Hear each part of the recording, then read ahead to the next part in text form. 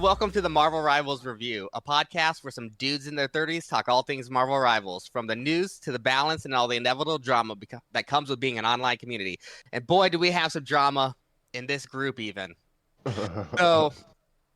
So the first thing I want to do is we got a lot of comments on our last episode, and I just want to talk about some of these because there's some good ones in here. There's some good ones. Can I do right. my thing first before we get into the? You gotta wait. You gotta wait. You tuck your tail. It's shame. I forgot to say, as always, I'm joined by my co-host, Tahita Work.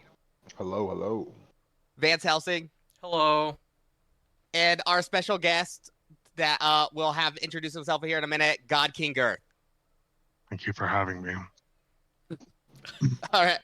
So let's go through a couple of these comments because they're peak. All right. From Dallywag, still loving the podcast, but you said you needed proof. So here's a link to a PC Gamer article with the side-by-sides. And this is the proof that a couple seasons ago that they buffed all the male anatomy and made butts bigger. And thank you. Like, Dallywag, you did an incredible thing where you made a point and you posted proof. And that is like super. That's the way to make that's the way to make an argument. All right. I'm sorry. What is going on in Marvel Land? what do you guys say? Is this what your guys' patches are? Like, what? They made the male butts bigger, and we're about it here. So. Okay. Yeah. From 22 TKGO PGM to TWLZEGUWSA. I can't pronounce that. Didn't miss a single character. Yep.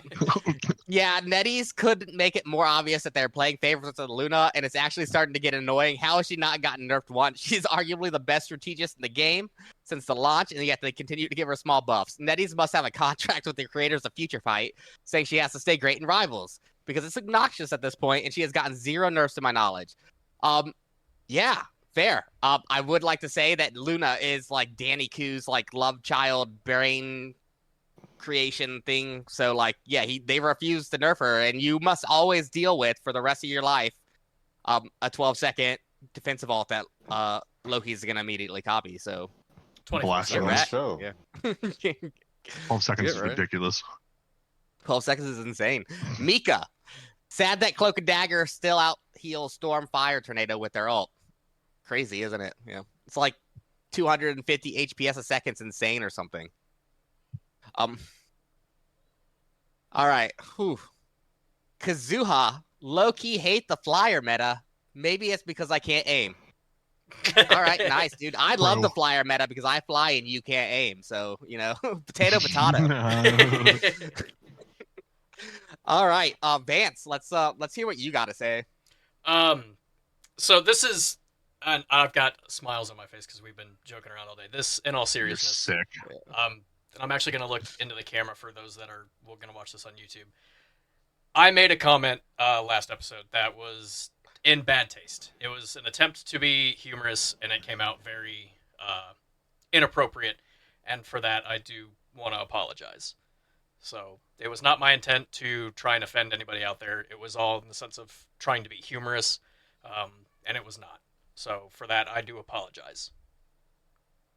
All right. Hashtag Vance's Worldwide Apology Tour. Can we talk about the comment? What was? I don't know. I don't want to talk about it. I just want to say on behalf of. I just want to say on behalf of everyone, your apology is not accepted. So. All right. So we are here shaming Vance for the things he has said, and we won't tolerate any more hate towards him on any comments. So that's all. Or anybody else on the podcast for that reason. We addressed it. We apologize. I'm moving on with our lives. Wait, was there more than one? No, there was just the one. We apologize. Did I not read? I thought I read one, and I was like, oh. Yeah. So yeah, one, dude. Like, we're popping off, right? Yeah. 8 comments on an episode, right? Hey, you know what? That's bigger. That's more engagement than we've ever gotten. Getting big. So, clarification for the town hall next 2 weeks from now. That'll be on Saturday, the 28th. I think it is. I believe so, yes. Yeah, it'll be Saturday, 12 BA, around 5 p.m. EST. So if you volunteered to do that, I think there's like 5 of you, we'll be sending out reminders and seeing if you guys can still do that. So please keep that day open so we can do that. Also, if you want anything to be discussed by a large group of people in the community, put that in the topics for the pod channel. All right. Now, back onto our main thing. So we thought it would be fun to have one of our friends here who's, well, we'll just let him talk about Marvel Rivals and Overwatch, and we'll just have him introduce himself. So, to Girthy boy. Well, again, thank you for having me here. I know you guys have been doing this for a while, and I've been meaning to stop around. I think it's funny that I'm gonna stop around in this specific scenario. I am a coach for Collegiate Overwatch. I coach 3 teams for Wright State University, as well as a 4th team, which is a learning team. I have thousands of hours inside of the game. I myself participate in Collegiate Overwatch, private tournaments, things like that. And I'm effectively a Tracer one trick. So, that's vague background. We scrim 2 times a week. I'm pretty deep into the scene at this point. M4 this season on DPS, solo queue. But recently, I've been hoodwinked, skamazed, some would say. I don't remember how exactly it happened, but I ended up pretty sure alcohol was involved. That might actually be fair. Okay, so I was skamazed by my friends in alcohol, and I downloaded Marvel Rivals. I played for about 3 or 4 hours in season 0. Competitive, of course. I only play competitive. The only time I play quick play is to get an account to the standing of competitive. Solo queue or not, you will not catch me in quick play. But I didn't really like it for season 0. I had a lot of issues with it. So I figured I'd revisit it. You guys spend a lot of your time working on content for the game.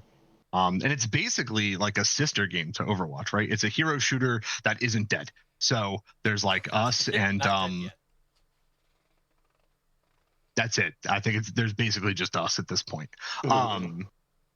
So it has the same fundamentals and backgrounds as Overwatch. So I figured I'd give it a try, and I did a lot over the past week. Yeah, dude. How many hours do you think you put in the last week? Well,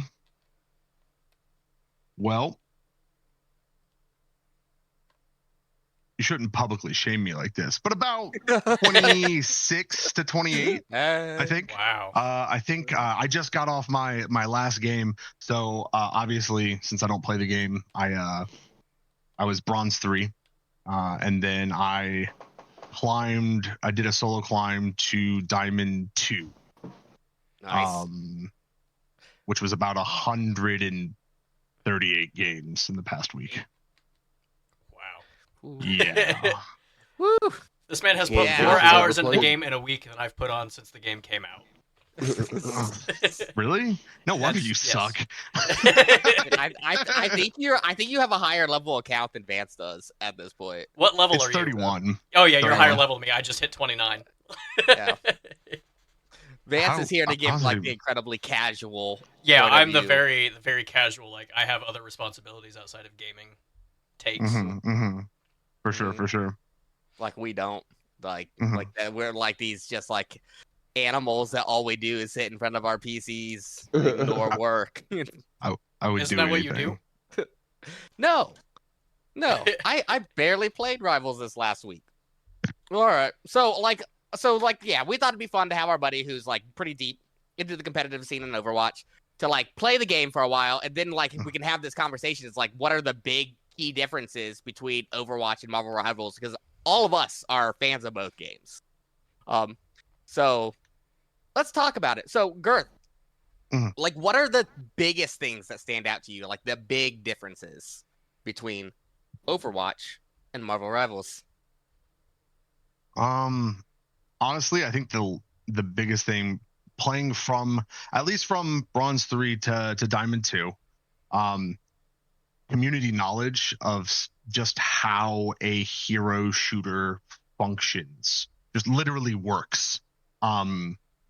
Concepts that that have trickled down to silver, the gutters of Overwatch, are entirely missing in Diamond. And I don't know if I don't know when it gets better. I know it does, but like Diamond is not where people learn how to play the game.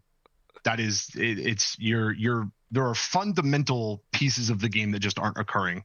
Stalling points, grouping up, not staggering, actually using your ult is an important thing. People in this game just don't use those. I don't know why. You gotta Whatever. hold it till Overwatch 3. I mean, You you get gotta on hold it every till like Marvel Rivals 3. you get one every like 45 seconds. Use your Yeah. ults. Yeah, I mean that's another huge thing. Is like that's basically Overwatch 1 2017 style Overwatch, where like you shoot two things and then you have an ultimate. Nowadays, you got to work for it. If you get an ultimate in a fight, you were popping off, right? It looks like everyone. I mean, I think I saw the Squirrel Girl charge an ultimate in like 7 seconds today, like literally feels like 7 it, seconds. That's It was bad. It was bad. Yeah, no, Austin. that's like that's one of like the largest parts about the game that is like jaunting. Because it's not saying that Overwatch players are perfect at the low elo or anything like that, but just they kind of have like a concept of how a team hero shooter should play, and that is just not here. Mm-hmm. I you know that's something I've always like thought too, because I think even like how like people approach fights, right? Like in like Overwatch, like everybody like kind of splits up, does their own thing. Well, like taking off angles and not just walking down main straight to the cart. Off angles, holy dude, that doesn't exist in Marvel Rivals. Everyone stands on top of each other, and if you're trying to like distract or like have people turn around to like create angles, you're getting yelled at by a Bronze 2 healer saying you're not sticking with the team, dude. You're throwing. I don't have time to write an essay on this, man. Dude, yeah, it's wild to me because like so many fights can be won just by pathing, but people repeatedly will just send it down main just every time and just not take any other. And like the way the game's designed almost is there's almost 3 ways to approach any spot on like the map, right? Or like any point. And like no one will take any anything but the main. So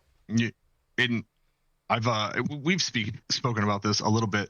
I'm effectively a Punisher one trick, right? I only play the characters that are like the Overwatch characters. Hela's like Sojourn, Punisher's like Soldier, and then Star-Lord's like Tracer. That's basically all I play.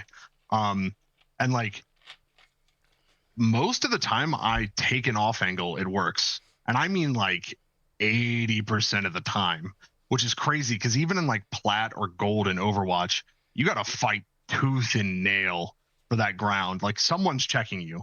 A mirror of your character. The supports in that game are bloodthirsty.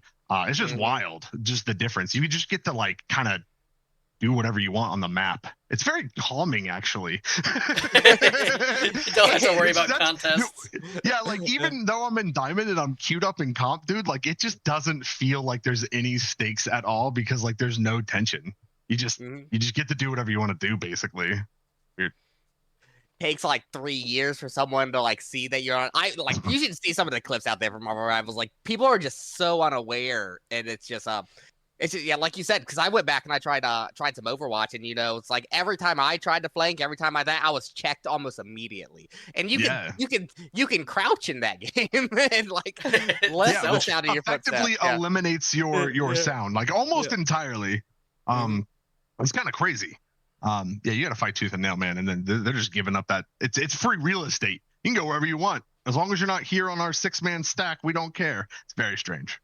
At this point, and maybe this is because maybe it's due to like a mechanic in the game that I don't quite understand. I don't think it is, but the tanks in this game, even in Diamond, they just won't touch the point. If it's an escort, like an escort in your defending, they will not walk up and just stop the payload from moving until the fight's won.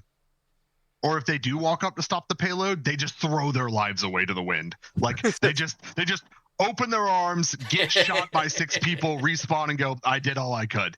Like, there's at no point in time is there using like defensive cooldowns to like burn time off of the clock, real high level concept stuff. Oh yeah. It's really weird, dude. It's the wild, wild west out here, man. The heater work, is this something you've noticed between the two games yourself? Yeah, absolutely.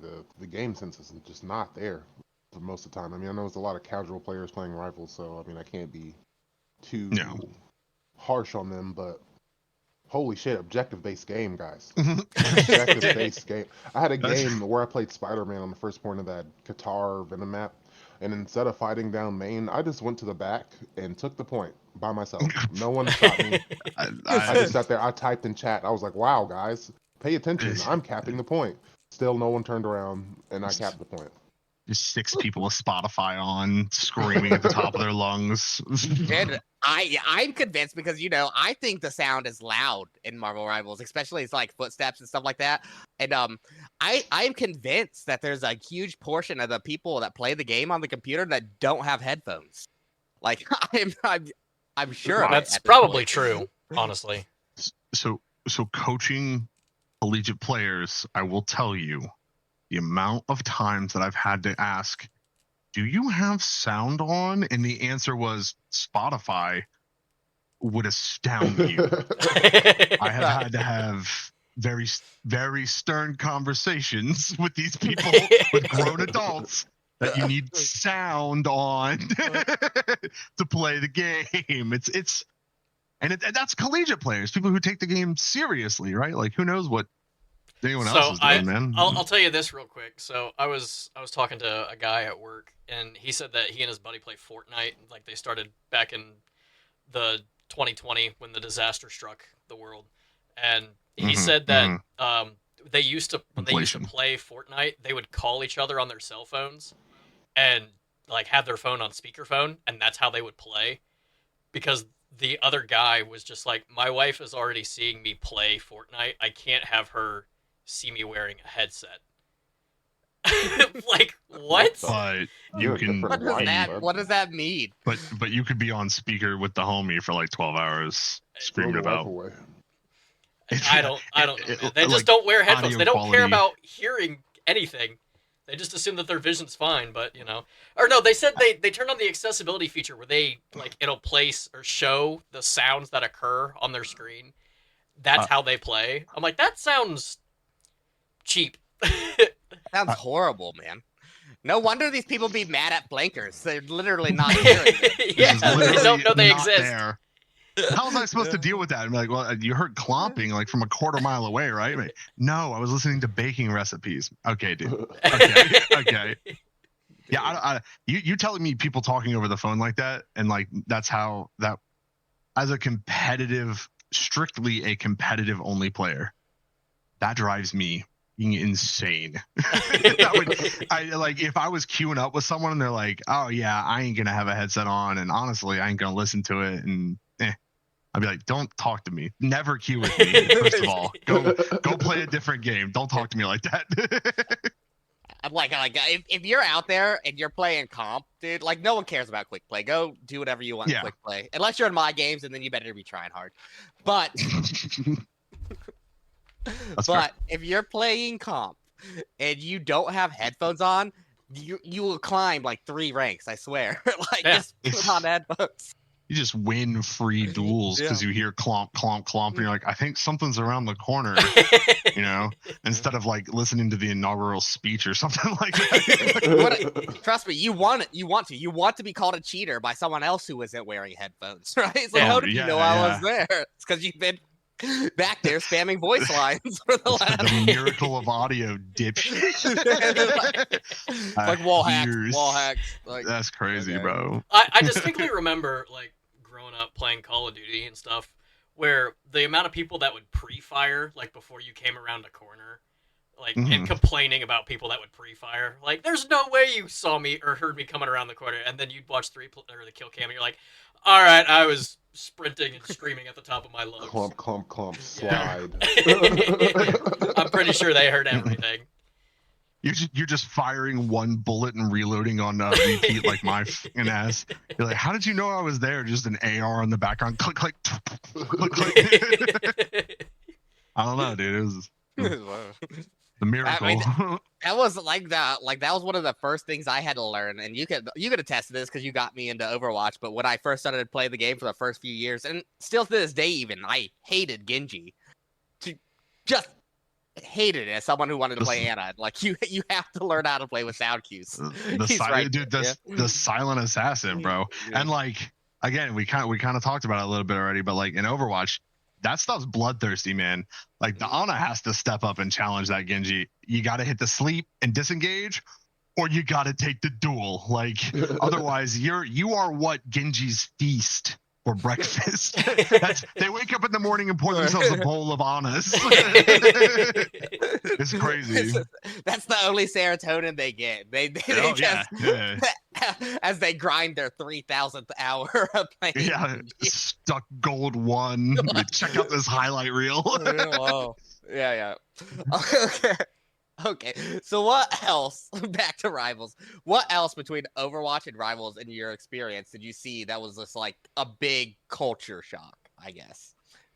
Culture shock. Like a culture. Like, well, this is a word I thought of. Like that was shocking from someone who's played so much Overwatch, right? Like coming. So we kind of touched on it a little bit with our previous conversation, but I gotta level with you. The sound design in Marvel Rivals is terrible. Look, guys. I don't know if you've ever played Overwatch, but you don't even have to play comp. Just sit in the training range, put on a pair of headphones, dude. You can tell where the shots are coming from, crispy clear. Like whoever worked on the audio engineering of that game, it's immaculate, man. And everything's like separated well into its own layers. Dude, the sounds of Marvel Rivals are just muddy. Well, like, see, I think that's less of a Marvel Rivals having bad like sound quality versus just comparatively to Overwatch, because I do like understand what you're saying, because like in Marvel Rivals I can tell where people are flanking me. But when people are flanking me in Overwatch and I can hear them, I can tell you exactly where they are, what character it is. And... I hear the echoes off the wall, that footstep pattern. That's okay. So that's 3D to be fair. Audio. To be fair, again, I spend most of my time almost exclusively playing Overwatch, so that could definitely be it. I don't really play. Okay, I don't play other shooters. Marvel Rivals is the only one I played, and I put in 30 hours in it basically in total. So that could definitely be a thing. The sound, stuff will be going on, and I will have no idea. It's very strange. Yeah, no, I feel that. Like we've shat on Marvel Rivals pretty hard for the last 20 minutes, and we're a Marvel Rivals podcast. Everyone shits on their own game. It happens in Overwatch. It happens in League. All right, so I'm gonna challenge you here. What does Marvel Rivals positively do better than Overwatch? You know what? There is actually something after grinding out everything, and I kind of covered it earlier, but there's no sense of urgency, which means like when you lose that comp game, at least for me and like a couple of the other people I was talking to about starting when I did, and a couple of my other friends, we didn't stack together, but we started playing, but like it just doesn't have that same like grittiness to it that like Overwatch would, where like that loss is always just gut-wrenching most of the time, to whereas like in Marvel Rivals, I think I've had like out of like 140 games, like 3 that like actually started to like perhaps tweak my nerves in some like real sense. It's a very casual game, and you can have a lot of fun with it because it hasn't been optimized to the point where you have to fight tooth and nail for every single moment of every single piece of grass on that map, which is cool. I definitely get that it is a casual game, and after playing it for that long, it does an extremely good job of being a casual game. Absolutely, and it's fun to stack with your friends too, because like there's to be not a lot superheroes and of. shit, yeah. Oh, I mean, yeah, you get to be superheroes with each other, and then like there's not like a lot of. It's open queue, right? Overwatch is much more like structured, and you can flex between roles, and fans can throw our games, and Well, I They mean, did that in Overwatch too, so. well, yeah, just games, all Yeah. of them, just in general. yeah, And See it WoW. all stacked together. Yeah. I throw in WoW, I throw in Overwatch, throw in Rivals, I throw in Yu-Gi-Oh, man. I can't even do my Fiendsmith combos correctly now. Which is crazy because that's not even a team-based game. I know. are- I'm throwing my own games. you are Sure, God's sure. specialist soldier. But like, yeah, it's really cool for a casual game. It's like also, it's just not as sweaty. Like a lot of the abilities in the game, just kind of auto aim, where you just click the button and then it just does it. Yeah, I've said There isn't a I've lot said of this- feedback on failure. Yeah. I've said this a lot, but I feel like Marvel Rivals has much more of an emphasis on game sense than it does mechanical skill. Where in a game like Overwatch, it's like you can do much more if you're mechanically skilled at the game. Yeah, the hitboxes seem really, really large in Marvel Rivals. I'm pretty sure I was like a foot off of an Iron Man shooting at his toes, like a foot down, and it just hit body shots all the way up. It was kind of weird. It's the Which is recoil nice, rise. there's not like a negative feedback, right? You get that I'm really helping. I'm doing my part. even when you're Even if shooting they're a not. foot, away from the Iron Man. Mm. I'm a tracking warlord. Uh, so let's talk about like I got a list of things here because I'm a list man. I love my lists. And one of the things I wanted to talk about was like character design and Marvel Rivals versus like Overwatch.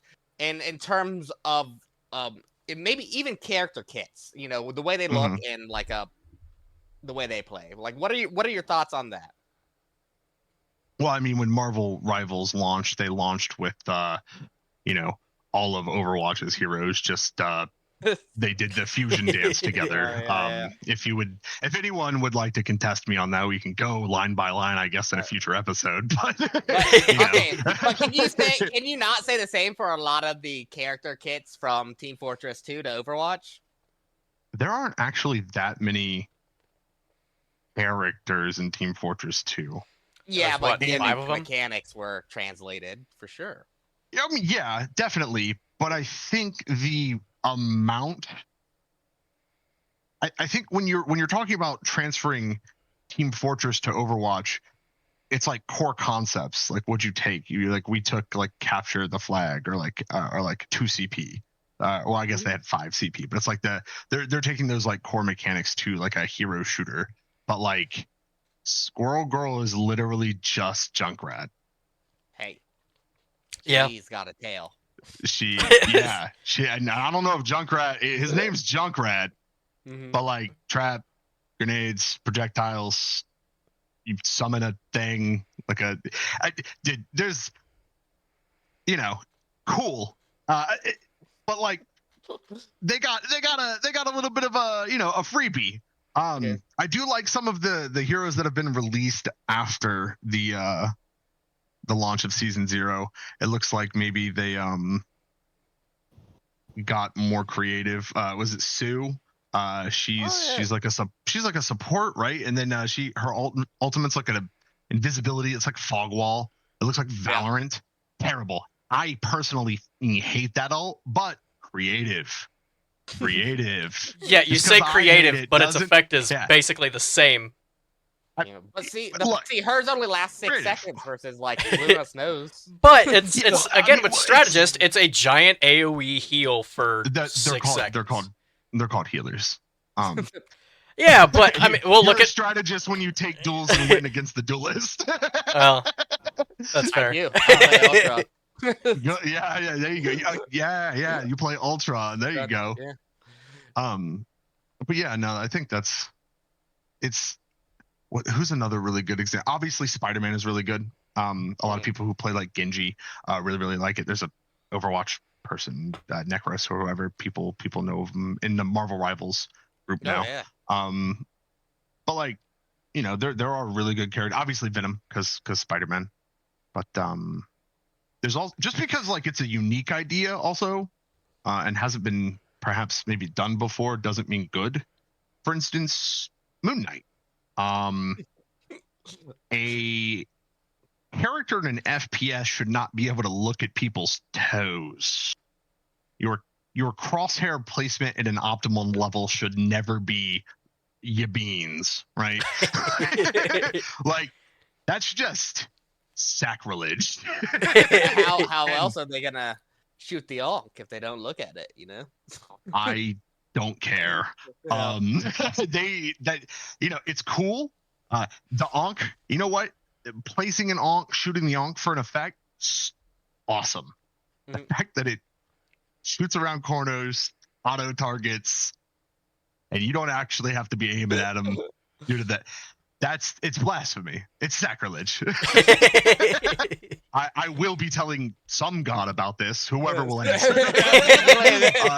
Like this is some bull crap. This is wrong. Yeah. Fundamentally wrong. I'm not a fan of Moon Knight. Dude. But it's cool though. Cool. Hasn't been done before. Doesn't mean good though. I feel, and feel free to jump in here anytime, guys. I also feel like character kits in Marvel Rivals are, in general, it's like more. I don't even want to say complex. There's more buttons, and that that feeds the serotonin receptors for sure. Well, I think that comes with the team ups, right? Like if by having the team ups, you force like different ways to play with characters. So like you can have your normal basic kit, but with the team ups, like with Jeff the Landshark with this season, the Storm ult combo, then you have to press Z, or if you're also teamed up with Venom, now you have to press X. Like you have 6 more buttons that you have to press now and be aware of that, actively change how the game is played. So I think that helps a lot for Marvel Rivals. Yeah, I'm a big fan of the character kits. I think they've done in Marvel Rivals so far and like a good job enough like that. You actually feel like that character for most of the characters you play. Yeah, even when they like jank stuff from other people, like they put it together really well. Yeah. Like Magneto, I love the Zarya, Sigma feel. Oh yeah. Magneto. I mean, even again, I basically am like a one trick, but it looks right. As a fan of the comics in the '90s and the early 2000s. I guess early 2010s. It seems right, which is great. It's not like they just ripped off kits. They had a good foundation and put it together. Moon Knight still is a travesty. So speaking of team ups, I actually have perhaps a short and humorous story about that. So I just started playing. I've invested some time into it, but I made sure not to get the entire lowdown. I didn't watch any YouTube videos. I didn't, do anything like that. I just vaguely talked to you guys and go, what's that ultimate do? It keeps stopping my Punisher ultimate. And you're like, oh yeah, it's 12 seconds of basically invulnerability. And then I scream. But team ups, a very important part of the game, apparently. Yeah, oh yeah. And when you have a team up, it's not just like 5% damage. You gain a button. Yeah. Yeah, I learned that 3 games before this podcast, by the way. I made Diamond 2 without knowing what team ups were. Wow. I had no idea that my characters got extra buttons. I had no idea. Oh yeah, because you only played the Punisher, and he only gives the team up. He doesn't receive one. Well, I got one on somewhat. Bucky? Yeah, Bucky. Was it Winter Soldier? Yeah. I used him because like some Black Panther was absolutely running it, so I swapped to his counter, obviously, as you should. Yeah. And then I no skilled him because I countered him. But 7 minutes on the character, he had 40 hours, whatever. But yeah, no, I had a whole button, and I had no idea. Like anytime I played Bucky, I had no idea. So that was pretty awkward. Turns out team ups are pretty good, I guess. The only team up I knew about was the Sharknado Yeah, Yeah. because it's banned in And The only every one you game. need. Yeah. And I mean, you're not going to catch me on Storm, and you're not going to catch me healing. So let me strategize about how I'm going to heal a little bit more. I feel the best healing is killing the other team before they kill you. So That's what The I'm best saying, form of dude. crowd You don't. control. Yeah, man. Just shoot them. Mhm. The heater work thoughts. On team ups. Yeah, yeah. No, actually, no. I want your thoughts on which do you think is the better system. Is it the team ups in Marvel Rivals that forces two people that have to play specific characters to get value out of those characters, or Overwatch where they have the perk system, which allows you to customize your character based on what you're playing against? Better? I wouldn't say either of them are better. I think I like what they did with Overwatch's perk system. I'm glad they added that, but they only added it because Marvel Rivals had a team up system. But I wouldn't say either of them are better. Overwatch, you have a little more flexibility, I guess, when it comes to playing the character you want to play. Marvel's kind of does force you to play these characters to win. So that is a negative, I would say, a little bit. But yeah. You know, Yeah, go ahead. Heater brings up a great point, and this is with culture shock. We were talking about culture shock, and Heater really brought it up. So Overwatch is not necessarily a super beginner friendly game. No, it is Yeah, not. I agree. The comp placing system for new accounts often overestimates people's SRs. That way, when they place, they don't get discouraged. And then often it's fall. You fall. You average down, or more often than not, you place low gold or something like that, and go I'm gold, and then never play comp again and pretend you're gold. But yeah, generally you average down. In Overwatch's system, it doesn't try and you don't get like free like no SR loss and things like that. So like a large portion of the player base is stuck in silver and gold. But like in the dredges of comp rank, because of this team up system, people are pissed. I would lock Punisher, and someone's like, if you don't get on blank right now, I'm throwing. And I just didn't, like, after the 50th time, I didn't have the heart to say it, but I'm like, I don't care, dude, about I'm gonna play enough ranked games where this is gonna average out and I'm gonna go up anyways. I don't care. I'm just here to shoot flyers and be the Punisher, man. And like, but people were pissed, dude. They'd be like, you have to play this person. I need this now. And I'm like, you have no idea who I am. Fair. But this is Bronze 2. In a very casual game. Let's not be demanding things of each other in Bronze 2. I'm playing what the fuck I want. yeah. Like let's pipe down, champ. It's rough. It's pretty toxic. Do you think that though, that toxicity right there, where like they want to force you to play something, is like that much different though from like especially tanks in Overwatch, where it's like your team will like light your ass if you don't counter swap tanks immediately. Like, so I think that's actually a really good question. So when people in Overwatch talk about counter swapping tanks, it's because they're dumb or because their tank is low skill. Most of the time, the way the heroes are designed, you can just run most things into other heroes. Like I wouldn't say the counters are as like rigid as we were talking about this earlier, like Marvel Rivals. You can run most tanks into most tanks.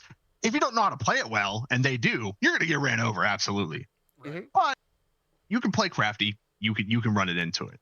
I still feel like there are some harsh tank lineups in Overwatch. Like the Maga into the Winston is pretty harsh. Yeah. Or so Winston's been cleaning up Malga for a couple months now in professional play. I'm gonna be honest with you. And well, that's because of skill caps for tanks, right? Like it's easy to hold 2 auto guns on a giant ape. But if the Winston never jumps at the Mauga because they have a brain and instead jumps on the back line where the Mauga is not at, then it's a lot harder to kill that Winston with those guns. Yeah, it's sure, he runs him over, but like around Masters, all of a sudden the Winstons get real tricky. But so that still means though for 97% of the player population, Oh, like who that cares about matchup, that? yeah. Just get good. Well, I mean, just get good. Yeah. Yeah, I mean, Yeah. but you're playing comp. You play comp to get better. Mhm. That's you do it to improve. If you're not doing it to improve, go to quick play. Go run in circles in quick play and pick your nose. But like, I think Marvel Rivals gives that visual feedback that it's part of the game. It's, oh, we don't have this tank, and if we did have this tank, we would get this. Mhm. We're missing this because you're not doing it, or whatever character, healer, DPS, whatever the hell it is. So it kind of circled it a little bit, but I would say that you are more of a fan. Why would you say you're more of a fan of the perk system than you are the team up system? For me personally, I'm a fan of the perk system because, like I said earlier, I locked Punisher for 132 out of 140 games. I didn't care if we had 6 DPS, 5 healers, and just me DPSing. I don't care. I solo queue hard. The team up system doesn't really benefit me at all. And I'm not going to interact with it. Okay, yeah. Whereas on Overwatch, when I solo queue Tracer, I get my perks every time. Just as a personal thing is I'm a very selfish player. I do a lot of solo queue comp. I get my perks. I'm not swapping for your team up. I don't care. I don't care if you get a button that makes you jump or whatever. This Punisher. I think I prefer personally Marvel Rivals team up system for the sentiment of it. Definitely cool for the sentiment of it, and that's the fact that it does incentivize people not only diversify their hero pool but to play around each other's picks. Whereas in Overwatch, it's a little bit more of a selfish game in the perk system. I would say in practice though, the perk system tends to win out because people are selfish. But I would say the highs of Marvel Rivals team ups are a little bit higher. Like that one time Storm makes it through the ban phase somehow, and me being a Storm player and having that Jeff team up, that's peak. That's peak. It's lol, but that's fair. Yeah. I just even at the rank I'm at in Overwatch, I mean, they basically still eat lead. It's the top 1.7% of players, and I'm an old man, dude. I'm raggedy bones washed, basically. But even at the top 1.7, they just sniff glue constantly, man. I don't want to know what your ideas of how to do this are. I don't want to hear your ideas. And going to Marvel Rivals, I really don't want to hear your ideas.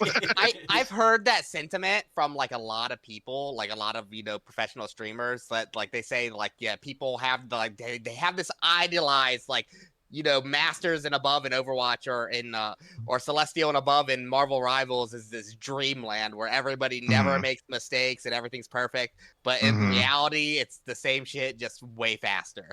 Yeah, you are dumber, faster. That's what we say when we're in scrims, man.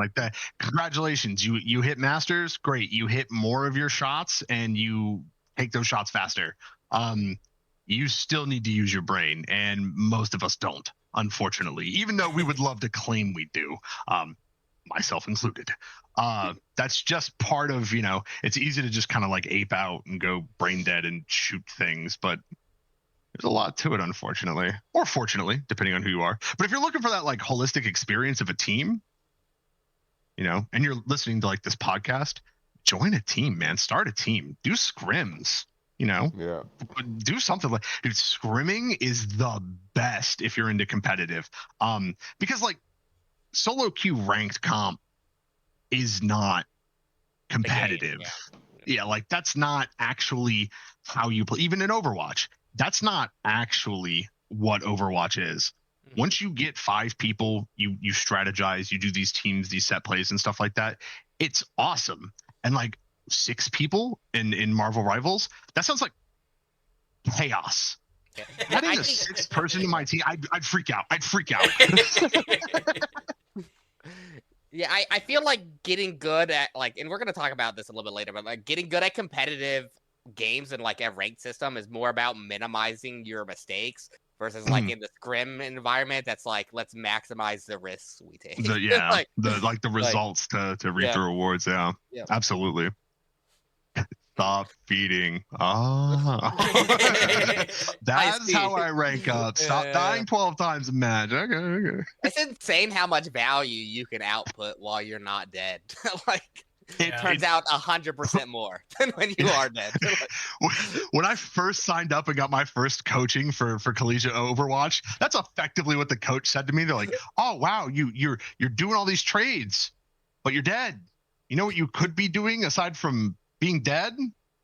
Not being dead." I was like, you're good. Dying is bad. That's a good one. That's a good one. Now, one of the real big differences between Marvel Rivals and Overwatch, believe it or not, is its point of view, with Rivals being third person. No way. And Overwatch being first person. Now, I want to hear everybody here's opinion on that. Like, we have a third person mode now. Oh yeah, well, Stadium's kind of lame in my opinion. It's for casuals. Yeah. Stadium, I've never played it because it's for casuals. Yeah. Gross. Yeah. All right, I'll go first. So, my opinion about third person versus first person, coming from, so I, growing up, played Call of Duty, played Halo, and then played Gears of War. Gears of War being the third person aspect of things. I like first person shooters more because it gives you more of that realism side of things, whereas third person feels very cheap and you can peek corners and stuff, and it is more corner peeking. Yeah, it's I just like first person better, but that's just me.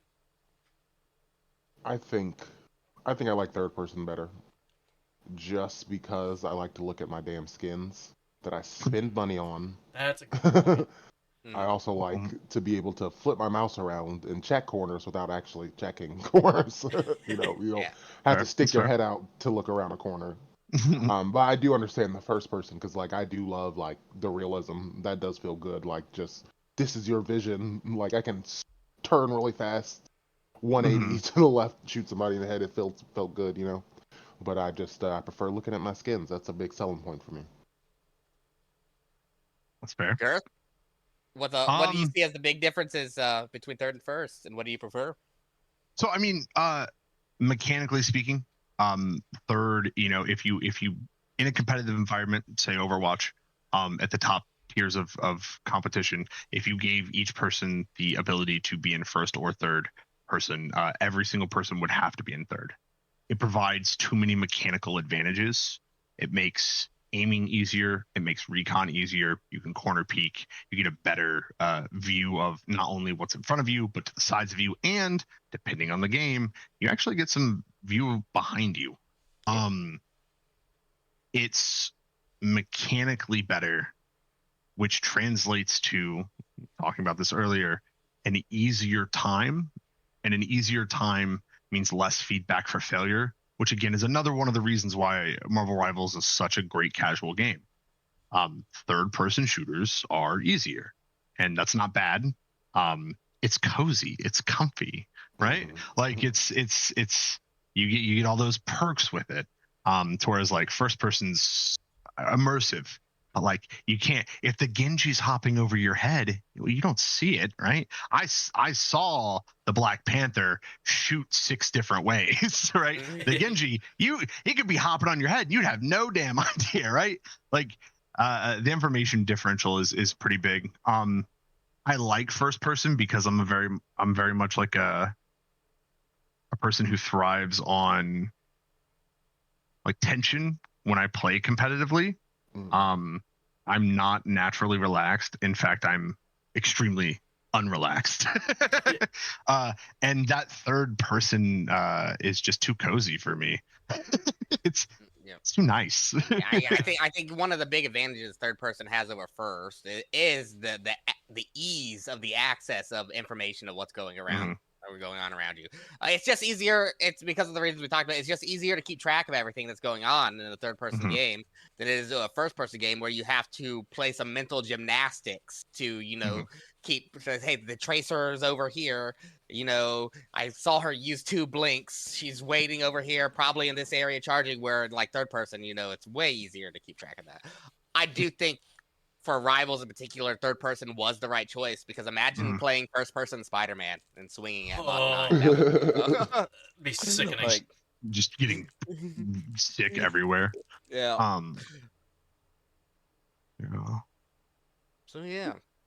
So advantages, disadvantages of both. I will say,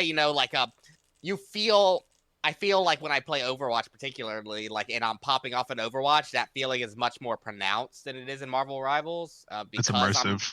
It's because I'm landing shots, and sometimes I don't even believe myself. Whereas, if I'm playing Mr. Fantastic, I'm just swinging my arms left and right anyways. I'm not missing. Batting at people, you puff your chest out. Yeah. Which is fun in its own right? Absolutely. We love Rivals here. I don't want the podcast to seem like we're shitting on Rivals.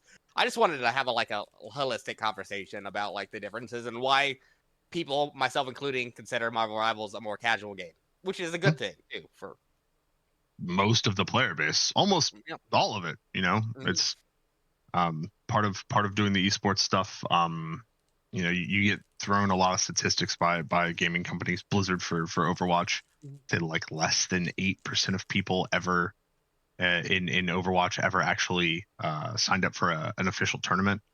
It's not a very large portion of the player base. So Marvel Rivals being cozy, being accessible, not being so frantic and maybe anxiety inducing, very good for it.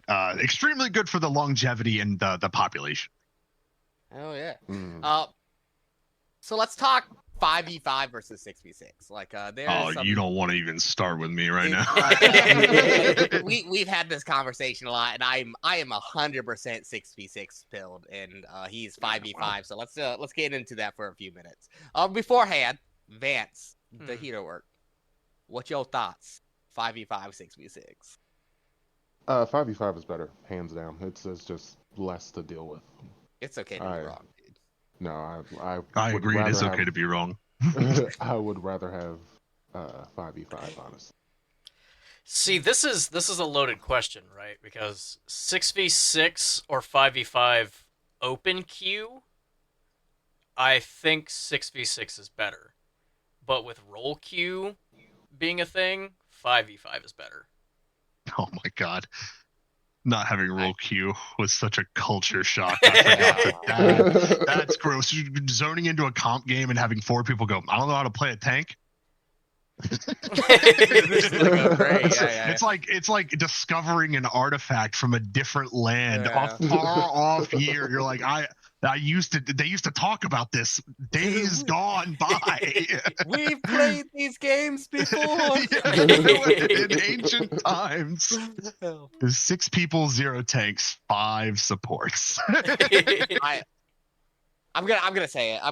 I think in order to make 5v5 work the way they did in Overwatch, and one of the problems I had with Overwatch, which had me leaving for a long while to play mostly Marvel Rivals, is that the tanks are frustrating for me in Overwatch, where I feel in Marvel Rivals I can kill tanks that are bad, whereas in Overwatch, the make tanks work, they've had to super supplement their survivability via the shielding and armor.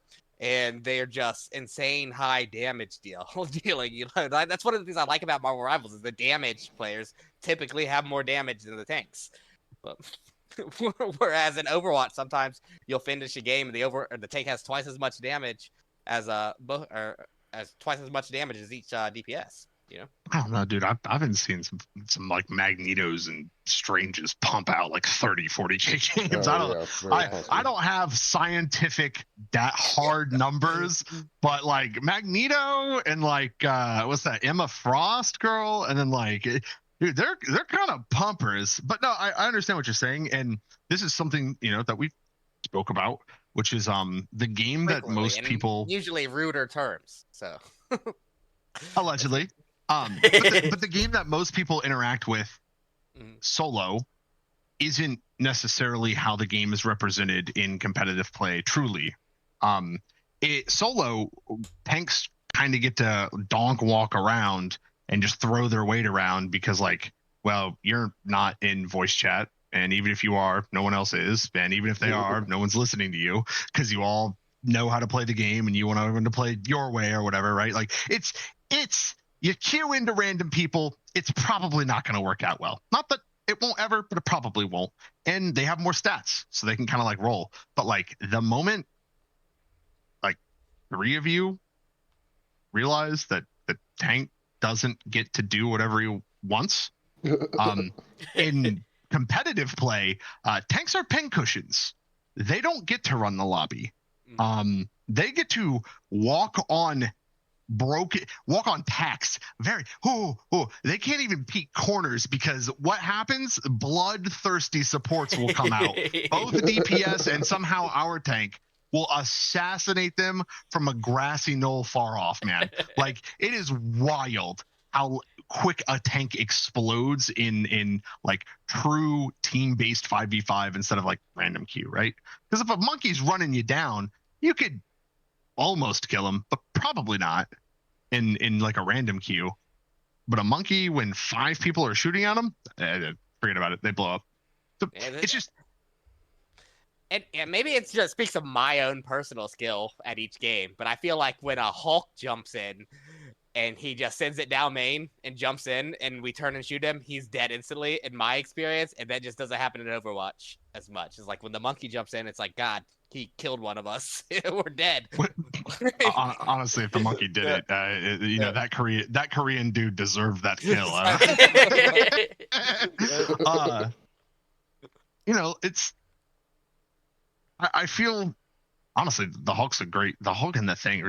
I'm gonna be real. They melt, dude. They just melt. I met one good Hulk in about 140 games, man. I'm not saying he's bad. I don't know. Again, only Diamond 2. Very little games played, but like actually really good. Their healers try to pick them up and then they melt through their actually that's a lie. Healers even in Diamond 2 are just brain dead. Just lost, just completely lost. The downtime of not actively clicking their buttons is flabbergasting. If they did click their buttons, they would be surprised. I catch more supports in any other role just standing still on like heart. A lesson that Overwatch people that are veterans have learned to like have shell shock from. Do that. I guess I readjust my glasses and 6 people mug you for your wall. It really, like, at some point I might do like a drunk support night, maybe once I hit Celestial or something, and just toss on some tunes, turn my monitor upside down, see what the vibe is like, see what everyone else sees, hold main fire and just see how far I get. Like, it is because like I'm mostly one trick like Tracer in Overwatch, but like I like playing Ana. I actually like playing Ana a lot. But like when you're playing her, dude, you are in Vietnam. The trees are speaking. Everyone wants to kill you, and you better hit your cooldowns. There's a different world out here on Marvel Rivals. People could be playing on DDR pads, I think. I don't even Let's take Luna Snow, for example, because she's a great Ana comparison. It's like Luna Snow is one of the heroes I respect besides her ultimate, right? Because she has to aim. to hit her shots. Yeah. You Right? have to play the FPS game, or But I'm sorry, the shooter game, yeah. But even then, right? Even then, when she hits her shift and she starts clapping, she heals per clap or heals per a little bit of damage done. She also gets 50 shields now when she shoots her icicle, regardless of whether she lands that ability or not. Right? Wait, really? Yeah. Okay, so Cast it, get 50 shields. she gets is it like a cooldown or is it like an alt fire? Like what the hell is that? The freeze, it's her alt fire, but it's on a cooldown. Yeah. What kind of cooldown are we talking? Like 16 seconds? 8 seconds, like for a freeze. Okay, yeah. So Ana gets a gun, a sleep dart that's a projectile on an incredibly long cooldown, and one grenade, and you better use it wisely because it's either going to heal you or hurt them. Okay, we're getting a little bit distracted, but I've made this point. Sorry. Like Rocket Raccoon, hold on. I'm gonna go on this now because we're on this. Rocket Raccoon can heal himself with his own primary fire. Imagine if Baptiste in Overwatch could look down and shoot his foot. It's like heal, or like Anna just like stabs herself with her. Crazy, yeah. I mean, it makes sense. You should be able to load yourself up with your own primary fire, but hey, Never get high on your own supply. All right, that's why. So Marvel Rivals and like us here enjoy it. Obviously, we're still here doing this podcast. We still play it pretty regularly. But one of the things that they forced a change in Overwatch to make was the hero ban system. One of the positives Marvel Rivals had on Overwatch. One of the couple. Right? And let's talk about the difference in the ban systems, because I see pros and cons for both. Like, I literally can't pick which one I prefer because they both piss me off in separate ways. Right? Yeah. That's fair. I forgot Marvel had a ban system, so when I got to whatever the hell rank it was, gold, plat, whenever you get to start doing it, I was pretty surprised. It's not very readily apparent what's going on, which was interesting. It's like bans. I'm like, I don't know what this means necessarily. Whatever.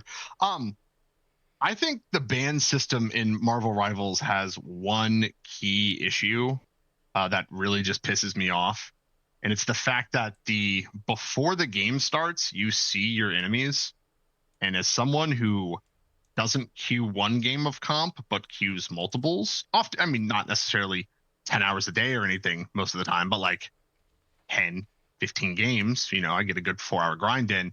I'm going to be seeing the same people in the higher elo lobbies. And they're going to know me, and they're going to know the characters I want to play. And the fact that Marvel shows you people's accounts and their borders and their levels and their profile pictures before the ban happens is wild, because Overwatch hides it. You go straight to bans, and then it reveals who you're going to. So, perhaps I should know how to play more than Punisher. That's true. Perhaps. Though, I mean, I got to Diamond 2 only playing Punisher. Where did they get? Cool. Clearly, 88% of the people out there, I mean, did knowing more heroes help you? Yes. I just 88%, man. I don't know. But yeah, I don't like the pre-card, but that's mostly probably just like a one-trick issue, and or people who often queue do multiple games and run into the same people. Probably for people that do like 2 or 3 games a day, wouldn't matter. So like the Hito work, what do you think on the different ban systems? I've actually never used the Overwatch ban system, so I have no idea about theirs, but I like that Rivals has one. Nice. It does make the games better. I don't like that you both can waste your ban on one character. I wish they would somehow change that, but besides that, I like it. Yeah, that's Overwatch has its issues too. So like Sombra just will never be played again. I don't care, dude. It's not Tracer. Why do I care? Not my character. It's not Tracer. It's not Soj. Don't care. Like, for Marvel, it's really weird that you both can draft a ban and then it doesn't have like a ranked choice voting. Like, oh, you both drafted Storm, but this team also had a Punisher. Well, we're banning Storm and Punisher instead of double Storm. It kind of feels like it takes a little bit of the variety away from like the match. However, Overwatch's issue is that people are stupid and they refuse to learn new systems quickly. So Overwatch has like a ranked choice. The first character's 7 points, the second's like 5, and the last one's like 1 or something like that. So you draft like 3 heroes instead of 2. And people will only pick 1 character out of the 3 to try and maximize their chance of getting that character banned. But that means you're drafting empty slots for your other point. So all that's really happening is your other people have more of a say. Yeah, other people have more of a say, and technically no vote is a vote. So whoa! Technically, wow. Uh-oh. So, not to get political up in here, but you can actually draft no ban, which pisses me off. Like, if one person didn't understand the rules because they were eating crayons, that's nobody else's fault. If they only picked Mercy to ban and the others, drafting no ban is dumb, dude. I mean, yeah, lock Mercy, Moira, Lifeweaver, just shoot all 3 of those and keep the respectable healers in there. But yeah, no, each definitely has its issues from my point of view. I will say what I like about Marvel Rivals ban system is that it does allow it. So let's say I'm a Spider-Man player, right? And like, let's say Namor is super terrible against Spider-Man at any given time. It's like I can pick that character, and there's still a chance that Namor ends up banned, even if no one else on my team votes for Namor, right? So I can kind of customize the game a little bit more to my experience. But like I said, I hate the double ban because that just means some bullcrap is gonna make it through that you have to deal with. Yeah. Right. Oh yeah. But on the other hand, like, and this is like, I was grinding some Overwatch this week, and I decided, hey, I'm in plat. All I want to do is play Freya. I like this she's girl. So fun. She's my favorite character they've released in Overwatch in a long, long time. So I'm like, I just want to see how high I can climb or fall as I currently am. In Overwatch, playing Freya only, just solo locking. But the mental image of Freya being so strong in that and the ranked choice. So even if my team doesn't vote for Freya, and because it's ranked, that means if anybody votes for Freya to be banned on the enemy team, there's a higher chance that Freya gets banned. It's like Freya's just always banned. It's like, what's the point of me playing comp? I've already played Ash for 2,000 hours and I'm over it. Like I want to play Freya. I think that's mostly your fault. Yeah.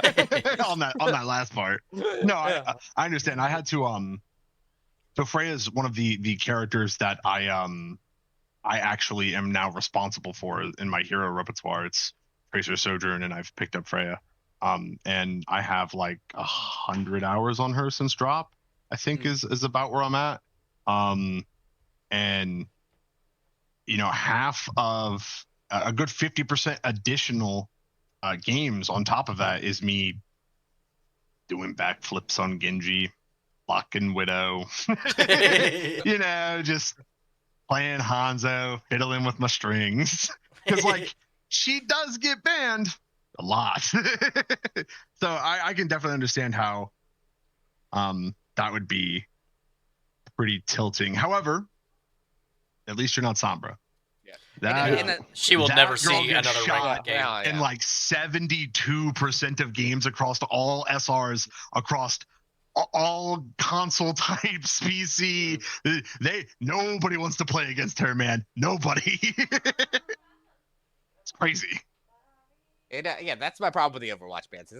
Like I said, they both have their benefits, and they both don't. Marvel Rivals is the first one that's gonna have to change, just because of like the insane rate of release they're about to go into, which is a character a month. Starting a character a month. Yes, starting in a couple weeks. and I'm going gonna on for the foreseeable future. look. There were times where I wished I would get a character a month for Overwatch. There was that drought period for like 18 months where we got nothing but Yeah. salt water, salt sea water, and hard times, and we said thank you for it. But like, Don't speak to me of the ancient days. I were there. I was there when they were written. Yeah. a character a month would destabilize competitive integrity. Oh yeah, for sure. The ability not only to pump out interesting characters that are balanced at that rate, but not only that actually work when you put them into the game. It turns out coding is a little bit more difficult than a lot of people perhaps might think. There's a lot of things that go together, and a character a month seems like a great way to just introduce a bunch of broken stuff. Hey man, if they can do it though, that's awesome. If they can do it, pull it off without bugs, without crazy stuff going on, more power to you. I'd be jealous as hell, after a couple heroes. That'd be crazy. We get a new hero every 2.5 months, I think, is our release. I thought it was 3 months. No. It's approximate. It's 2.5 to 3. It's like approximately a quarter year. We get 4 I heroes a year. Really? I thought it was less than that. I thought it was 2 for some reason. We get 4 heroes a year. Yep. Every other battle pass, we get a hero, and then we get like map reworks and additional maps on the alternating maps or battle passes. Oh, dope. All right. Speaking of which, well, I kind of wanted we're running a little bit late, so we're gonna pick up the speed a little bit. So let's talk about the overall impression of all roles. Okay. Which one's the easiest? I'm just asking Healer. right out the gate. Oh my god, he said it. He said it. I mean, tanks have to think, DPS have to aim. That's it. That's what it would. Did you want a third thing? Like, what is it? Healers need to heal.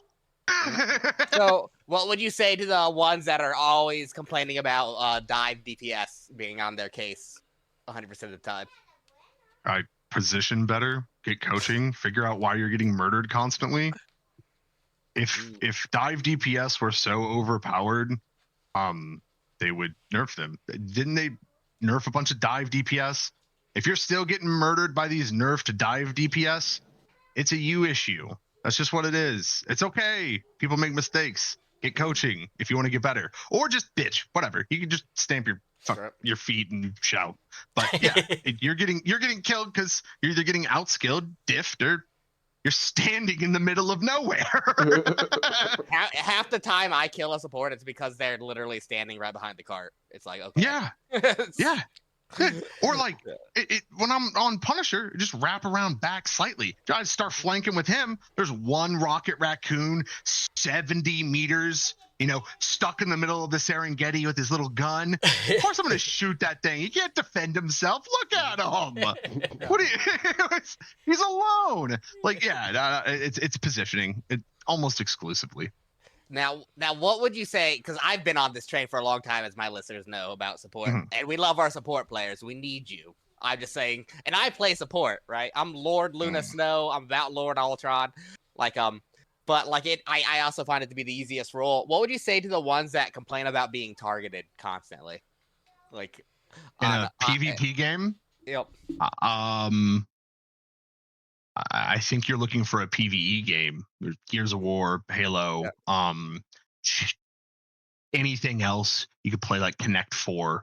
In a PvP game where you shoot guns at each other, someone's going to eventually shoot a gun at you, hopefully. Because if they didn't, it's not really going to feel like a PvP game, right? Like, I get that it's frustrating to lose. It should be, right? Like, you don't want to lose. But, like, you also don't get to like complain like that. It's embarrassing. Now, what? I forgot how I was gonna ask this. Okay. What do you think about like the DPS role and its like carry potential versus like other games with DPS? In Marvel? Yeah.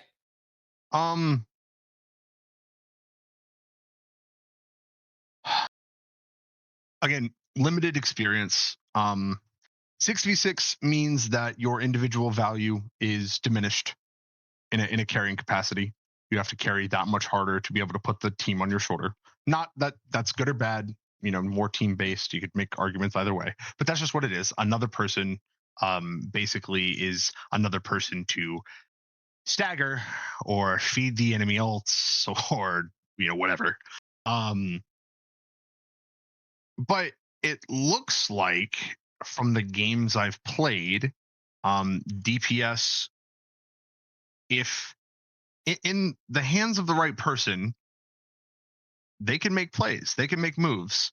I think the people that make the plays realize that standing 6 deep on point is stupid. So while 5 of them are chewing on blocks, you flip around the back and no one's looking at you, and you hit them from the grassy knoll, right? You shoot them with a gun. There's a reason Black Panther assassinates people, and Spider-Man zooms in from the sky dome, right, and drops on you like a tactical nuke. It's to assassinate, right? We're not doing 6v6 brawl style. So I think it's there. I do actually think it's much harder to carry on DPS in Marvel Rivals than it is Overwatch. One less person. And then we kind of covered it before, but those counters in Marvel, those are hard counters, man. Those aren't unfavorable matchups. I lock Bucky, I just stun you out of your dive character that you're really good at playing, dude. It's kind of wild, how good those rigid matchups are. So you can, just from someone being willing to be flexible, you can get a lot of your efforts mitigated, not nullified, but mitigated. So I think it's possible. I think it's hard, but definitely possible. Now, what about tanks? What do you think about tanks in Marvel Rivals and their carry potential? So, Heater, you did a lot of tanking, right? I did. So, and maybe we could go back and forth on this one, because I have not tanked at all in this game, but it seems like tanks in Marvel Rivals have a plethora of defensive options, and options to nullify playmaking, or at least reduce its impact, which is part of the reason EPS kind of seems so hard to hard carry on. How did you feel as a tank? Because you did was it Magneto and Strange? Yeah, I did Strange pretty much exclusively for a while. That's respectable. He seems like a pretty good, cool, tank. He's like the Swiss Army knife of tanks. Yeah. Respectable. And yeah, I feel like a good tank just has a really dominating presence, and there's nothing you can do, especially if he's getting healed. Not getting healed, that's a different story, because he just fall apart. But tanks are very strong. They have a lot of deniability, a lot of just tons of things they can do to stop things from happening. Yeah. Rather, as the DPS has just more of a shoot things, other things that shoot. Hit the shot. Shoot things. Hit the other shot. Hit the other shot. Yeah, definitely. That's kind of how it felt like. And again, having 2 tanks is crazy, man. You get a Strange on the field with his shield, and he's hovering in the fucking air, and a Penny's for some reason dropping what I hope to be bombs and webs on the ground for whatever reason. I still haven't, as a ranged character, I just don't interact with her at all. But I'm sure that's spooky to someone. There's this wild thing about deployables in hero shooters. It's if you shoot them, they have 0 value. When you shoot things, they die and or blow up. Weird. And I think that's why people in gold just constantly ban Penny Parker. It's because they don't shoot her deployables. And Overwatch players aren't perfect either, so I'm not even saying that's an exclusive issue to Marvel Rivals, but Namor has I think they're like octopuses or octopi. I don't know. They have something. But like, hey, it makes a weird noise too. It's like the only thing in this game that like really sticks out to me for some reason. But like, ain't nobody shooting that. I don't know why. They seem really powerful, right? They are. Like, Rocket Raccoon puts down like a res portal or some shit, right? Like a res beacon.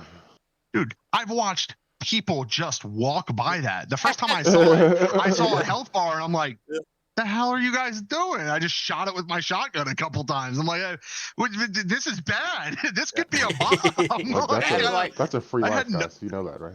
I had no idea what it was. I did see that it was bad. We just walked past that. Yeah, I don't have to know what a deployable these kind of games do. I'm gonna shoot that first. Like that has to go. Yeah, that has to die first. Like, especially if you're not under pressure and stuff, you know. So, so let's just in recap real quick. What's the strongest role in Marvel Rivals? You just want to hear it. I want to hear it. The strongest role? Yeah. What role for the average player or for the best players in the world? I think there is a difference. Do both. I think for the average player, the general responsibility list, the laundry list, that is associated with the role is going to have to be support.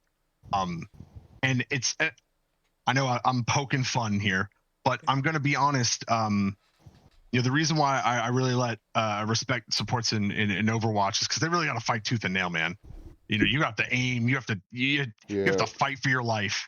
In Marvel Rivals, you are gifted things on a silver platter. Escape tools. You have a shark that can bury itself in the ground and just leave, man. Like, your hitboxes are small, you're evasive, your healing is super, super high. You have self-sustain. And again, I'm in Diamond 2. Most of the time, the vast majority of the time, if my healers would simply not do anything except for just heal, not even use utility, it would probably be better than the efforts I'm getting. It's, you could just not press your buttons as long as you actually remember to heal the tank or the DPS, and things would be better. But people kind of get overwhelmed. There's a reason why support players feel like they're being focused in, and it's because you should be, right? Yeah, like you're literally keeping things alive. It's because you're keeping things alive, and you have to die first in order for me to win the game. If I don't shoot you, everyone's immortal. Trust me. When I first started Marvel Rivals, I got on my turret that should be able to shred people, and I just plop into a Venom, and I'd be like, wow, his health bar isn't moving. How stupid did I feel when I used my my Punisher ultimate, which should just melt people, and I shoot a tank, and I'm like, the health bar, it's not moving. What the hell's going on here? Yeah, I mean, if you don't shoot healers in Marvel Rivals, ain't no way people are dying, man. I mean, unless they weren't healing anyways. Healing numbers are insane. If you look at it at the end of the game, it's not uncommon to see like 60,000 healing on a support, like a singular support. Yeah, so wild. But it goes for the casualness of it. If you have all of that healing and things are a lot less pressured, you feel a lot better. You don't get that feedback of failure, which makes it a good casual game. I think for competitive play, oh yeah. If I see you in my game, I'm coming for you. And you're lucky that Marvel Rivals is so whipped, because I would be throwing bags on you so you can see my skin. See, that's why I buy skin, so you can see it when I crouch on your body. Sorry. Marvel, I got a little hyped up there for a second. Yeah. Please introduce crouching. Tactical crouching. Hide footsteps, sound, things like that.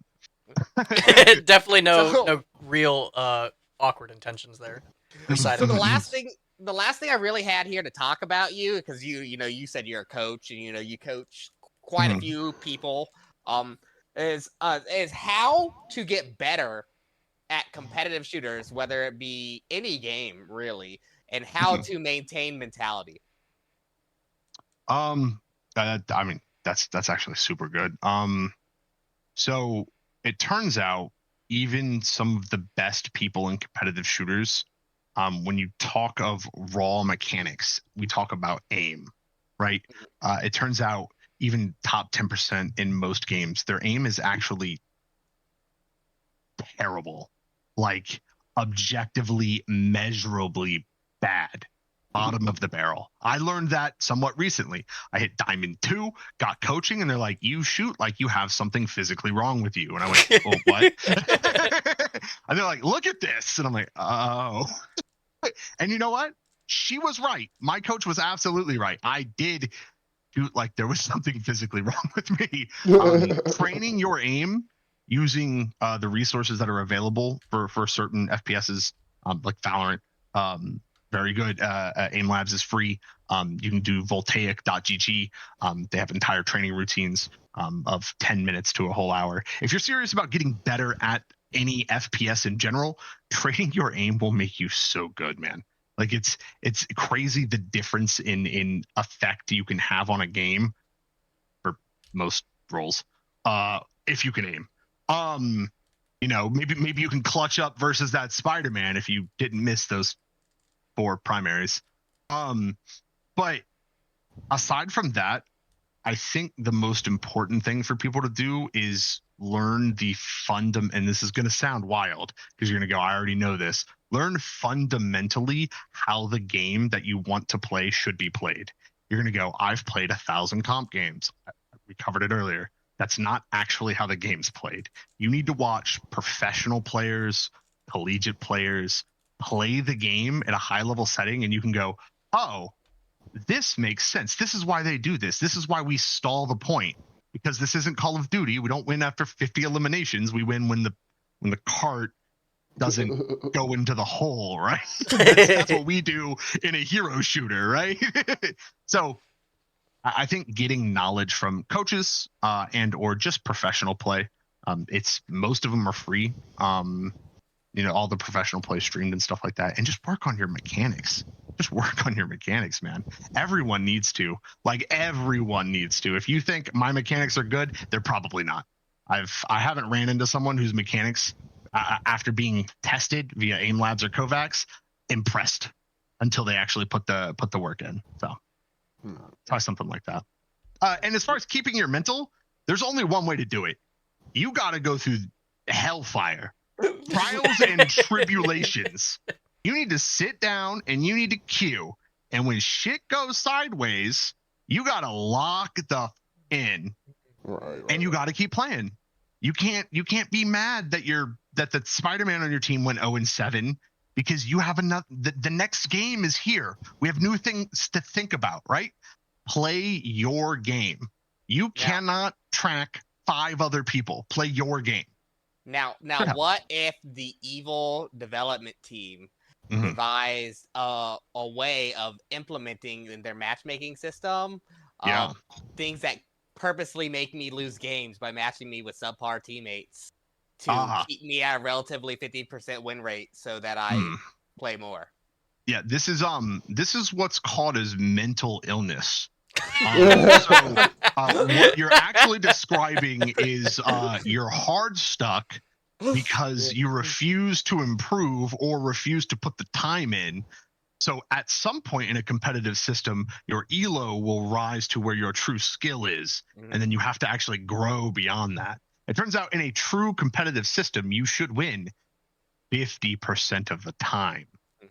If you're really bad at the game, technically it can dip to as low as like 35 or 40. And if you're really good, as high as 65 over the course of hundreds, thousands of games. But if the game you're playing, you really do think has some sort of money matchmaking elo system, go play a different fucking game. just go play a different game. Either you need to clearly get away from it if it's not true. But if it is true, it's a scam. So, oh well. So you've never once felt in your grind in Marvel Rivals that your teammates were holding your back, or that you just won too many games in a row, so you were forced some L's, or anything like that? You're not. Well, I'm not saying I haven't felt my. Again, I'm not sure I met a healer who could use a mouse for the first 10 hours, man. Like it was bad. It was dysfunctional. Like it doesn't matter if they're dysfunctional or if they have like problems, because I can't control that. And as you win more games, your elo goes up, which means your games get harder. If you win 10 games in a row, your elo is up 10 games, which means your games now at 11 are 10 games harder than they were before. You know, somewhere between 10 and 30 or whatever health system you guys use, right? It's going to get harder. And that's where the L's come in. It's the you weren't quite good enough to put the team on your back. Or maybe this time you were the one that sucked and you ruined their elos. Because that happens to everyone. So. Except me, who is pretty fundamentally perfect at about everything I try, and I'm actually being held back by evil communist systems. That's true. I actually had a question for Vance real quick. Go ahead. So Vance, you're also a one trick. I know you might say no, but I know the truth. Yeah, I'm a Hawkeye one trick. You're a Hawkeye one trick. How does the ban system affect you? And more importantly, how do you feel about the power levels of tanks and supports? Because like I got Dante's version of this, and he played a lot of tank, and then Conrad was he plays a lot of support now. DPS. How do you feel about this? So as far as the ban system goes in this game, I have never achieved it, so it doesn't affect me in the slightest. You have. Oh, sorry. Never achieved the ban system. He's never been gold in his life. No, I've been gold, but I got gold and then didn't play anymore once I achieved gold.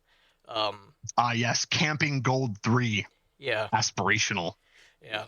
Which I found out you only got the Victoria skin if you played 10 games in your rank. So I didn't get the skin, even though I hit Truly gold. your trials and tribulations. So. Yeah. Okay. Yeah, but you had to play 10 games. Damn. Yep. Whoops. Power levels. Of, but tanks, no, as healers? tanks and healers, I mean, see, this is the weird thing, because this is gonna sound really arrogant. I don't think that I'm a sub-average player. I think I am above average, but I just don't have the time to sit there and grind it out. I don't have problems with any of the healers or the tanks. It's, as a Hawkeye main, like, I gotta hit my shot. The only time I have issues are flyers, which, because, I gotta track and hit them with a projectile while they're flying through the air. But any other time, like if they're on the ground, not a big deal. Okay. I guess as a Hawkeye main, you really, everything's the same to you. Just hit the headshot, right? Yeah, basically. Or just for some reason they didn't give him a bunch of utility arrows. Yeah, you've played this character in a different game, I believe. Yeah, for sure. I was definitely a Hanzo one trick at one point, or still am. So the last thing I have really to end out this podcast is a post from Steam, which, if you guys don't know, the Steam forums are the cesspool of the Marvel Rivals community, and no one should take anything said on there seriously, because they're all just basking in their own hate and echo chamber. So sounds like Reddit. Here we go. Okay, here we go. I'm not even gonna name this guy, but I just wanted to read this because it's funny. Name him. Come on. I don't have the name right here, guys. There's a pattern. When you are being manipulated by a communist moron in a game? ? Just imagine for a second that it might be happening here. Imagine the clueless communist crap party decided, and bear with me, that players should be manipulated heavily in games, and that when you climb ranks, you should just then be kicked down periodically. Just imagine for a sec that happened in a game like this. Who's going to be quitting this? ? The intelligent or dumb people? And who's going to be staying to go round in the little communist hamster wheel of endless nothingness? The intelligent or dumb people? Take a guess. He wrote that in all caps. And there you will have what will remain of the crashing Marvel Rivals player base. And say someone tells you this, that the weak players are quitting. What does that say about their intelligence? Oh dear, oh dear. So a couple things, random stranger on the internet. What you're describing isn't communist, but heavily capitalistic. Yeah, well, what would that say about their intelligence? With their intelligence.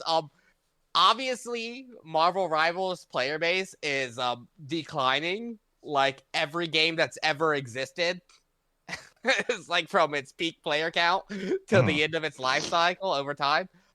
It's still one of the top 10 played games in the world right now, for your information, according to Steam charts as well. I don't know, man. You're if you feel like you're being kicked down in ranks, man, you're bad. You're really bad. It's really hard not. Yeah, it's really hard not to hit gold in this game. You have to actively try to lose games. I did. You watched me. You saw. Yeah. You saw me turn it down in Maine. Really though, that guy should take his medicine. This is what happens. Yeah. When you skip your dose. Also, I know you haven't quit the game because I can see your Steam profile, my man, and you were playing today. So, no!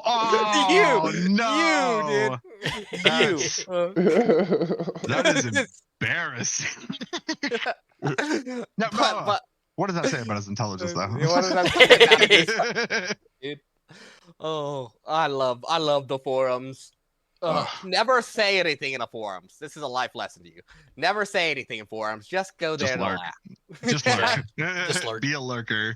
It's a life lesson. But all right, so that's all I have this weekend. Or this week. All right, stay tuned. 2 weeks from now, we're gonna do the town hall. We're gonna get a bunch of people in, and we're gonna hash out everything since the start of the game till now. It's going to be dope. We have a lineup of 5 really cool people that have been in the community for a long time. Tahita work. Catch me at Tahita Work TV at Twitch. And yeah, good games, guys. Yeah. Is that Twitch set up yet? Yep. Oh my god, nice. He did it. It's been set up like 3 weeks ago. Have you guys are late. Yet? Pay attention. Yeah. Oh, damn. Well, that didn't go the way I thought it was. Vance. My bad. Vance Helsing Pay Gaming. To your friends. Yeah, pay attention to your friends, Conrad. How dare you? Vance Helsing Gaming on YouTube. And then the Marvel Rivals Review podcast on Twitch, because I'm responsible for that for some reason. Yeah, that's it. Gert, tag yourself or whatever you want to say. Catch me in solo queue ranked, teabagging you if it's Overwatch, shit talking you if it's Marvel Rivals. It's Toxic Girth on Rivals. If you see me say something, you will catch it. Otherwise, thank you so much for having me, guys. This is a lot of fun. No, absolutely. Thank you for having me. And I'm Conrad Guther. You can always catch me losing my fucking mind at Twitch TV/Conrad Guther. Please like, subscribe, join the Discord. All that jazz. All that jazz. Peace. About it.